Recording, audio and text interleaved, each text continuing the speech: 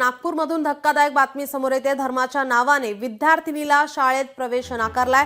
नागपूरमधील एका शाळेतील हा धक्कादायक प्रकार। मुलीला प्रवेश नाकारलेल्या पालकांची अल्पसंख्याक आयोगाकडे आता धाव घेण्यात आली आहे। महाराष्ट्र राज्य अल्पसंख्याक आयोगाचे अध्यक्ष प्यारे खान यांच्याकडे आता तक्रार करण्यात येत आहे। अल्पसंख्याक आयोगाकडून महिला आणि बालविकास विभाग तसेच शिक्षण विभागाला चौकशीचे आदेश देण्यात आलेत। संस्था सचिवाविरोधात झरीपटका पोलीस स्टेशनमध्ये आता गुन्हा दाखल करण्यात आलेला आहे। आपले प्रतिनिधी ज्ञानेश्वर पवार आपल्यासोबत फोन लाईनवरून जोडलेत। ज्ञानेश्वर, काय अधिकची माहिती?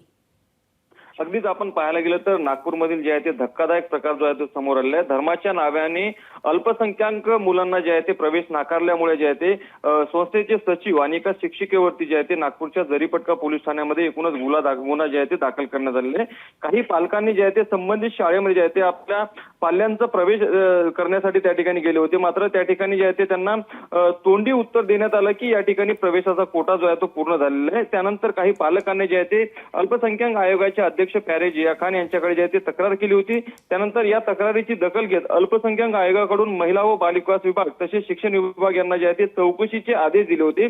त्यानंतर संपूर्ण प्रकरणाची चौकशी करण्यात आली आणि या प्रकरणामध्ये जे आहे ते सत्यता आढळून आल्यानंतर संबंधित संस्थेचे सचिव होते आणि जे आरोपी महिला शिक्षिका होती त्यांच्यावर जे आहे ते एकूणच गुन्हा दाखल करण्यात आलाय।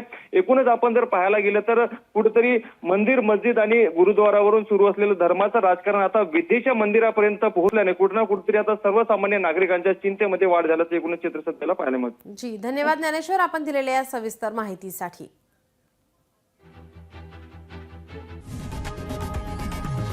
लोकशाही मराठी ऐका, पहा, जागरूक रहा।